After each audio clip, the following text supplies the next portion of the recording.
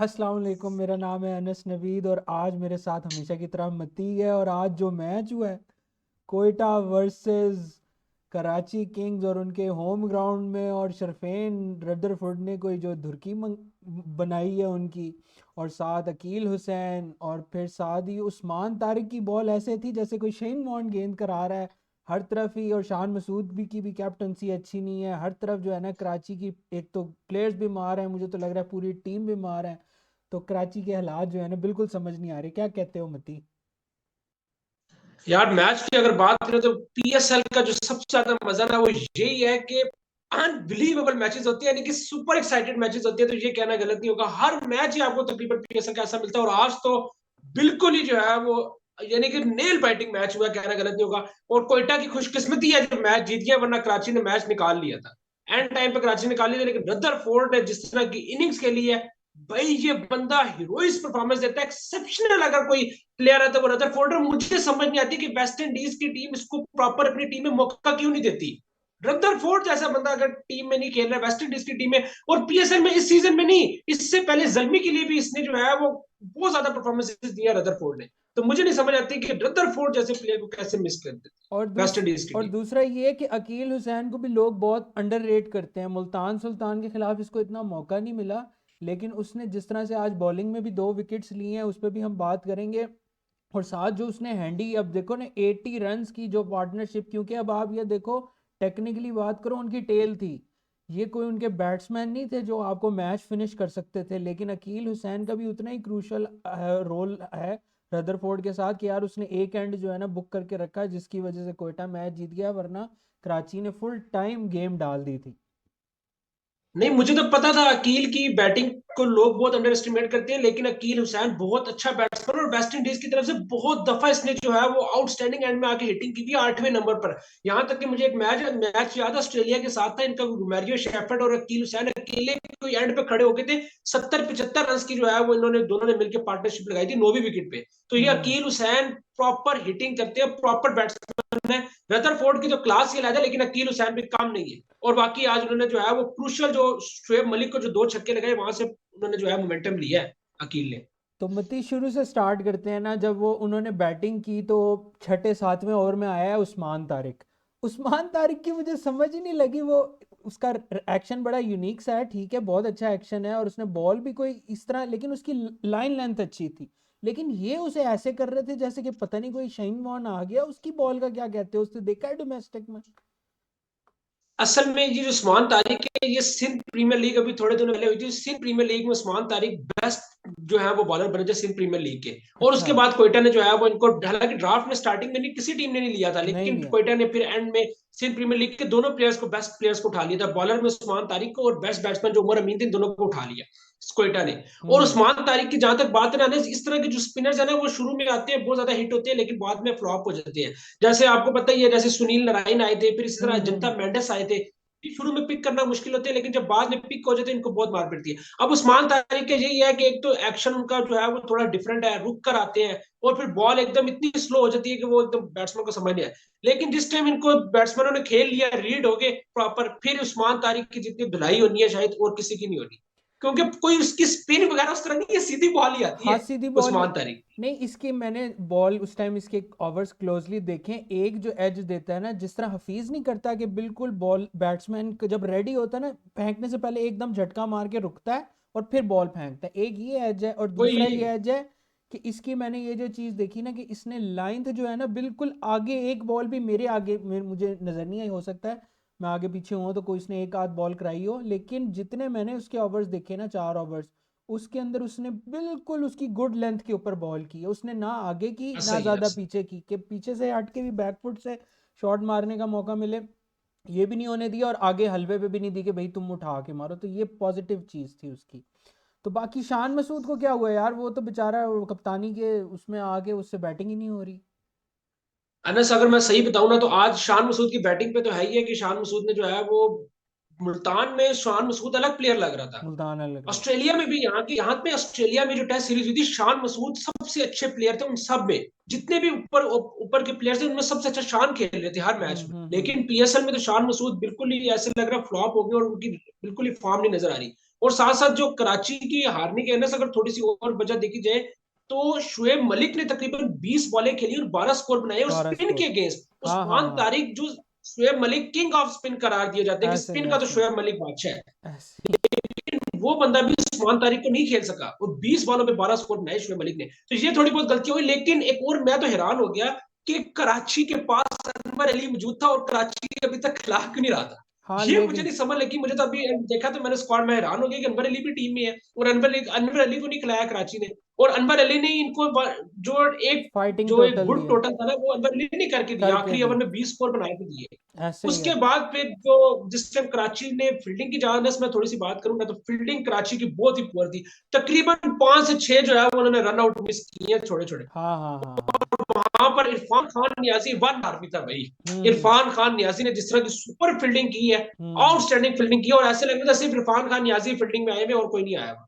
तो बाकी फील्डिंग की वजह से कराची को शिकस्त हुई है, वरना कराची मैच ले गया था। नहीं, मुझे तो यही था कि विंस ने भी अच्छा स्टार्ट दे दिया था और विंस इस मूड में था कि वो आज फेंटेगा।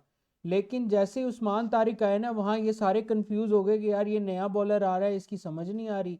फिर टिम साइफर्ट भी हो गया, जेम्स विंस भी हो गया, शुएब मलिक जैसा, जैसे आपने बात की, ये कमेंटेटर्स भी उस टाइम बात कर रहे हैं भाई कि यार ये बंदा तो स्पिन के लिए जाना जाता है कि यही स्पेशलिस्ट है, और उससे भी नहीं खेली गई। फिर नवाज ने आके, अच्छा फिर वहां पे एक गलती की है उसने, रायली ज़ाहिर है नई कैप्टनसी कर रहा है, आपने ये नोट किया होगा कि जब ये उस्मान तारिक और दूसरा जो इब्रार अहमद गेंद करा रहे थे, इसने बीच में वसीम को ले आया है और वसीम को फिर मारा है उसने, नवाज ने। और जैसे ही फिर वापस उस्मान आया, फिर वहां से नवाज की भी विकेट मिल गई हुसैन से। तो ये ऐसे थोड़े ही से ऐसे ही। लैप्सेस हुए हैं आज बस, के पोलार्ड नहीं चला उनकी बैटिंग में, और वो हर दफ़ा मैच तो नहीं वो चल सकता। और बाकी ये जो आपने वाली बात की ना, हाईलाइट किया कि यार इन्होंने अनवर अली था और हसन अली को ऊपर भेज दिया, ये बिल्कुल बेतुकी एक मूव थी, वो समझ नहीं आई। तो उसकी बॉलिंग की बताओ, कोयटा की बॉलिंग, उनके पास ऑप्शंस ही नहीं है, 5 बंदे वो स्पेशलिस्ट ही खिलाएं, सुहेल खान, इब्रार, वसीम और तारिक अकील। नहीं नहीं अनस, कोयटा की अगर बात करें तो आज मोहम्मद आमिर को उन्होंने रेस्ट दिया, लेकिन कोयटा हाँ। की फास्ट बॉलिंग में थोड़ा बहुत कोयटा ने लैग किया। स्पिन उनकी बहुत स्ट्रांग है, जो सही बात है, क्योंकि हम्म। अबरार भी पूरी तरह प्रॉपर फॉर्म में है। नेशनल उस्मान में। तारिक तो इनको एक सोने पे सुहागा वाली बात होगी, उस्मान तारिक इनको मिल गए हैं। फिर हम्म। अकील हुसैन बहुत अच्छी बॉलिंग करते हैं और ऑलराउंडर है, ये तीन हम्म। इनको एडवांटेज है। वसीम जूनियर शुरू में स्ट्रगल करते हैं लेकिन डेप्थ में अच्छी बॉलिंग करते हैं। आज अनवर अली ने उनको जरूर मार दिया, लेकिन डेप्थ के लिहाज से वसीम जूनियर ठीक है। और फिर आमिर जितना शुरू में भी और डेप्थ में भी मिडल में जहां आमिर को ओवर मिले, आमिर ने इस दफा पीएसएल में सबसे अच्छी परफॉर्मेंसेस दी है। तो हम्म। आमिर के होने से कोयटा को बहुत फायदा है। आज आमिर को शायद रेस्ट दिया होगा कि इंजरी वगैरह का कोई डाउट होगा, तो इस वजह से आमिर को रेस्ट दिया, लेकिन ओवरऑल मेरे हिसाब से कोयटा की बॉलिंग बहुत बेहतर है। बाकी हम्म। टीम्स की निस्बत कोयटा की बॉलिंग बहुत बेहतर और डिसेंट बॉलिंग है। डिसेंट बॉलिंग है। बाकी फिर कोयटा की बैटिंग पे आओ तो जेसन रॉय तो फुल टाइम आज मूड में थे कि आज एक सेंचुरी यार करवाएं। अनस, मैं एक बात कहूँ ना, जैसन रॉय की जहां तक बात को, जो मुझे बहुत अच्छी चीज लगी कि यार जिस टाइम जैसन रॉय आउट होके गए हैं, तकरीबन 15-20 नहीं बल्कि आधे घंटे बाद जैसन रॉय को जिस टाइम दिखाया, तो वो इतना अपने आप को कोस रहे थे कि यार ये मेरे क्यों शॉट खेला है, क्यों आउट हुआ। मैं तो हैरान हो गया कि गोरे को इतना यानी कि दुख हो रहा है कि मैं क्यों आउट हो गया, हालांकि उसका कोई इतना, उसको तो पैसे मिल रहे हैं, लेकिन मेरा ख्याल है वो पैसे सही हलाल करना चाहता था जैसन रॉय।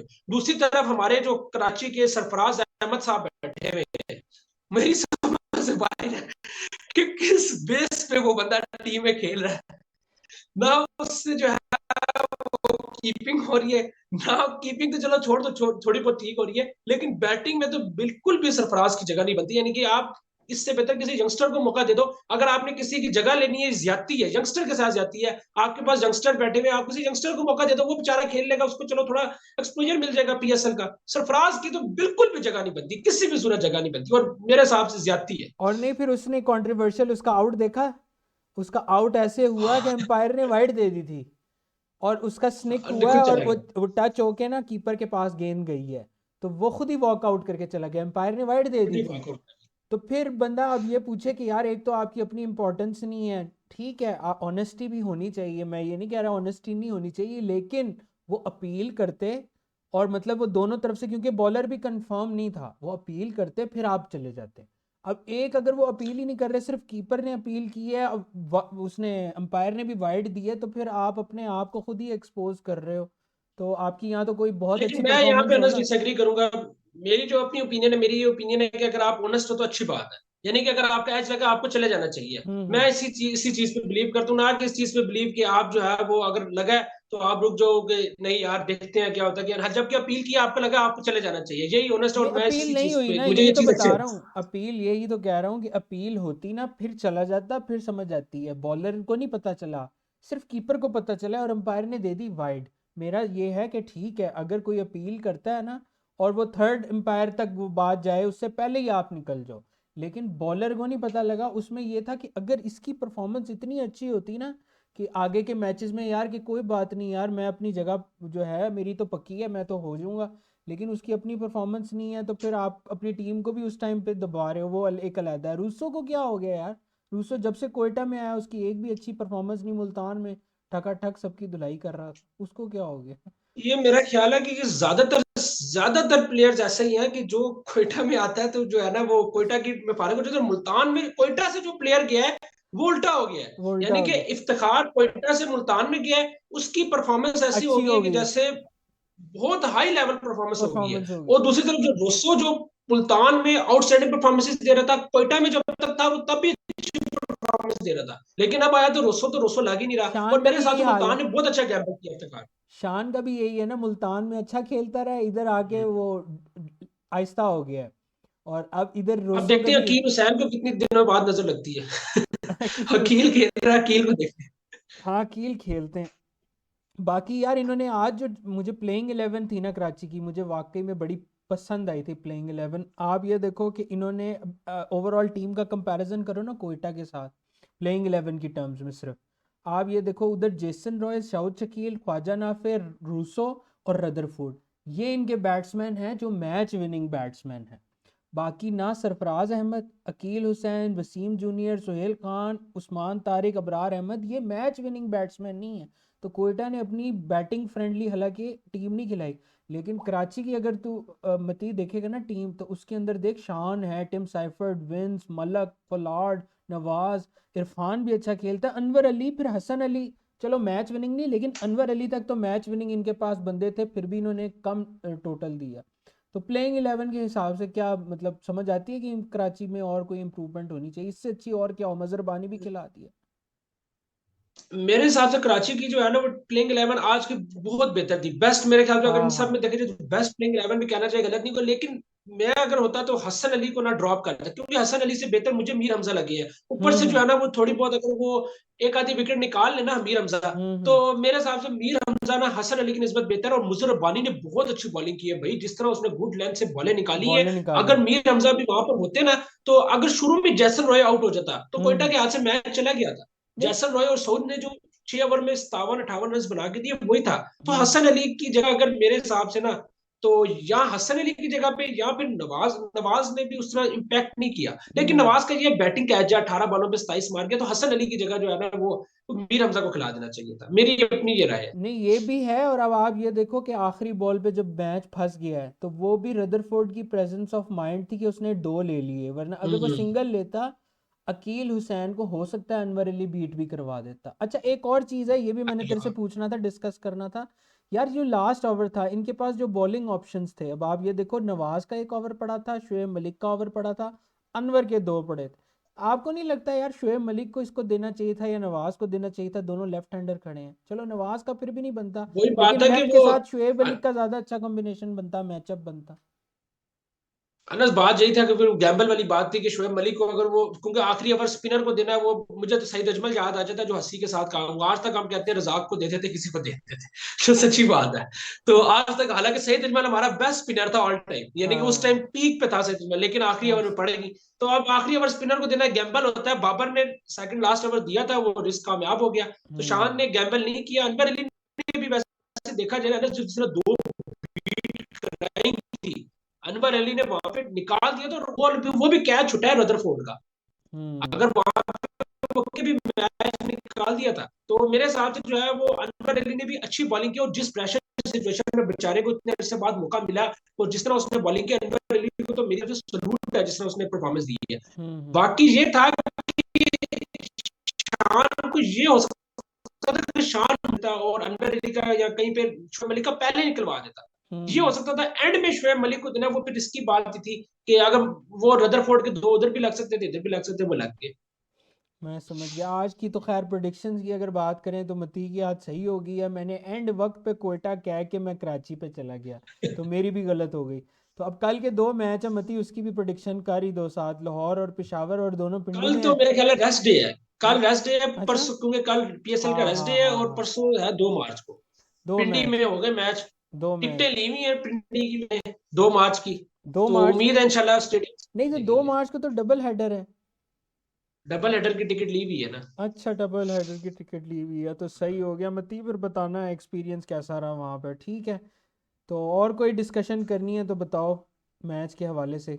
बस ये है कि अनस मैंने पीएसएल स्टार्ट होने से पहले 2 बंदों की बात की थी कि इमर्जिंग प्लेयर की, मैंने कहा था बेस्ट इमर्जिंग प्लेयर ख्वाजा नाफी होगा, और बेस्ट फील्डर मैंने उस वक्त नाम लिया था हारिस रऊफ और उसका ये इरफान खान नियाजी का। तो हम्म उस वक्त कोई सोच नहीं सकते कि इरफान खान नियाजी का नाम क्यों लिया, लेकिन मैं इरफान खान नियाजी को काफी जानता था। तो हम्म वाकई इरफान खान नियाजी ने जिस तरह अनस इंप्रेस किया अपनी फील्डिंग से, हम्म। और बैटिंग में भी उसने जिस तरह 1-2 छक्के लगाए हैं, और लास्ट मैच में भी इरफान खान नियाजी ने पुलाड़ के साथ पार्टनरशिप लगाई थी। तो ऐसा है। इरफान खान नियाजी पे अगर थोड़ा इन्वेस्ट किया जाए तो ये हम्म आपके लिए एक बहुत अच्छा प्लेयर बन सकता है फील्डिंग की वजह से, खुसूसी तौर पर जिस तरह उसकी फील्डिंग है भाई, आउट क्लास फील्डिंग है। तो नहीं मती, उसके हवाले से क्या करते हो कि कराची का आगे क्या फ्यूचर लग रहा है? कराची और लाहौर को फिर बाहर करा रहे हैं, और फिर कोई यहाँ यार मैं इस्लामाबाद। चाहता हूँ लाहौर किसी तरह कम बैक कर ले, लेकिन अब ये ख्वाहिश है, हकीकत देखी जाए तो लाहौर का बहुत मुश्किल है। बहुत और मुश्किल। कराची की तो मैं सच्ची बात है, कराची की तो टीम से मुतमईन ही नहीं था, और मैं तो कराची को मैंने 6 नंबर पे रखा हुआ था। कि ये तो मैं बड़ा हैरान हूँ कि कराची उस टीम के साथ कैसे आज जीत जाती, तो आज फिर भी मुझे हैरानगी ना होती, आज टीम बेहतर थी। टीम हम्म। सैफर्ड भी था, विंस भी था, फिर बॉलिंग में मुजरब बानी आया, थोड़ी सी इनकी टीम जो जाहिद उस टीम महमूद। से दो दो मैच कराची जीत गया, ये बहुत बड़ी बात है। वो जिस उस टीम से कराची 2 मैच कैसे जीत गया, और वो भी ऐसा पुलाड़ की एक्सेप्शनल परफॉर्मेंस। एक्सेप्शनल पुलाड़ की परफॉर्मेंस। एक्सेप्शनल परफॉर्मेंस थी दोनों मैचों में, जिसकी वजह से जीता है। तो बाकी अगर देखा जाए तो कराची से मुझे कोई तवक्को नहीं है कराची प्ले ऑफ में जाएगा, तो लाहौर कराची मुझे लग रहा है बाहर हो जाएंगे। लाहौर 2000 हो पहले जाए। पीएसएल में जैसे लाहौर कराची बाहर हुए थे, इसी तरह लग रहा है। मैं समझ गया। चलें, आपको उम्मीद है आपको हमारा शो पसंद आया होगा नेक्स्ट मैच के एनालिसिस के लिए। तब तक के लिए अल्लाह हाफ़िज़।